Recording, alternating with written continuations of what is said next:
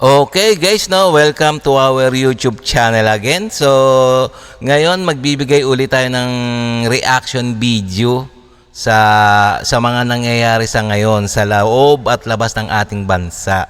Lalong-lalo na dito sa ating bansa, lalong-lalo na sa tungkol sa West Philippine Sea.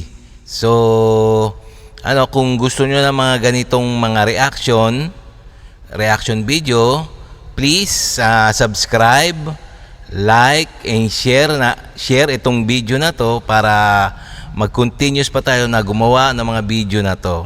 Tsaka pwede rin kayo mag-reaction dyan sa baba, mag-comment para nalalaman na ng mga netizens ang mga saloobin ng bawat tao. Ito ay hindi tayo nagbabalita Nagbibigay tayo ng reactions. Okay? Itong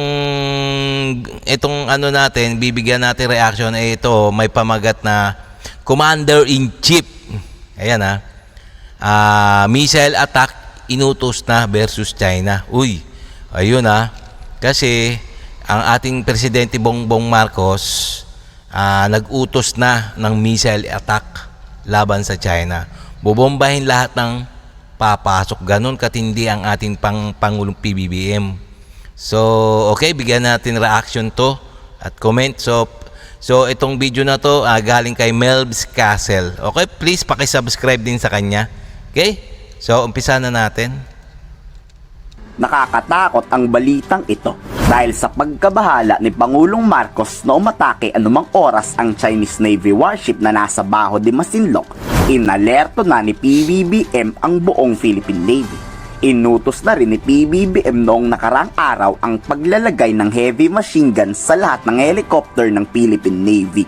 Ngayon naman, magsasagawa ang Philippine Navy ng firing ng missile sa patrol warship. Maliliit na barkong pandigma ang sasanayin sa pagbomba ng kalaban. Pero kahit maliliit ito, napakabibilis naman at huwag smulit ang patrol warship ng Philippine Navy. Dahil kaya nitong tumira at magsagawa ng missile attack kahit gaano pa kalaki ang kalaban. Ito inutos na ating Pangulong PBBM na maglagay ng mga missile. Yung una nga, di ba, inutos niya na sa helicopter, sa anti-submarine helicopter na maglagay ng mga kargada, mga torpedo, mga missile. So ngayon, pinag-utos na naman ni PBBM na yung mga attack naval natin, attack patrol, palagyan na rin ng mga missile. So kasi nga, nakahanda na in case na magkaroon ng sigalot versus China, mayroon tayong panlaban. Ganyang ka-advance ang ating Pangulo na sa PBBM. So, diretso pa natin. Actual video inilabas ng Philippine Navy, talagang mapapaisip ang China kung aatakihin nito ang Pilipinas. Nagawa na to noon ng Philippine Navy sa BRP Conrado Yap at tinuturing itong pinakamalakas na pag-atake ng pandigma ng Pilipinas. We are exercising inside of our territorial waters and inside of our territorial airspace. And that is our inherent and inviolable right to exercise within our territory. Mukhang may tinatago talaga si PBBM sa mga... Oo nga, talagang hindi basta-basta itong mga isip ng ating presidente PBBM. Talagang mahusay na presidente ito. Talagang tingnan naman pinaghahanda ang Philippine Navy ikabit ang mga missile. Ay di biruing missile Talagang para naka-ready na ba? So, okay. Diretso pa natin. Mga Pilipino para hindi ito katakutan. Tila may malaking bantang gyera talaga sa Pilipinas na hahantong sa malaking gulo. Kasi bakit mo sasanayin at ia-alerto ang Philippine Navy na walang dahilan? Tapos missile firing test pa para kapagsakin kung may tatangkang manakop. Sobrang kahina-hinala, di ba? Mukhang may prediction na ang Department of National Defense na gulong mangyayari sa Baho de Masinloc. Maliwanag naman para sa atin. We just watch, of course, what everybody is doing. But really, for us, patuloy pa rin natin. We just defend our maritime territory. We continue to support all of our fishermen, our fisher folk who make their living from these fishing grounds. At patuloy naman natin tutulungan sila. At despite whatever else happens, Kahapon, O, tingnan nyo yung yung interview kay PBBM talagang malalaman nyo naman na talagang pinaglalaban niya ang territory ng ating bansa, ang West Philippine Sea, di ba? O, pati ang mga mangingisda na matagal nang nangingisda doon sa West Philippine Sea, talagang inaalalayan niya ng kanyang kapangyarihan. So talagang okay na maging presidente talaga to si PBBM, no? Talagang saludo talaga tayo kay PBBM. So diretso pa natin. nagsalita naman si PBBM sa Australian Parliament.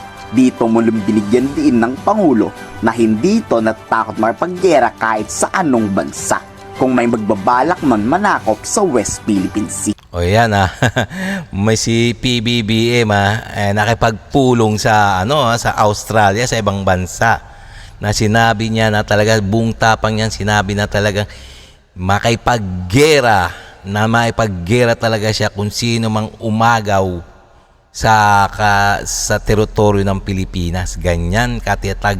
Parang yung tatay niya noon, si Ferdinand Marcos, ganyan katapang. So siyempre mana rin ng anak.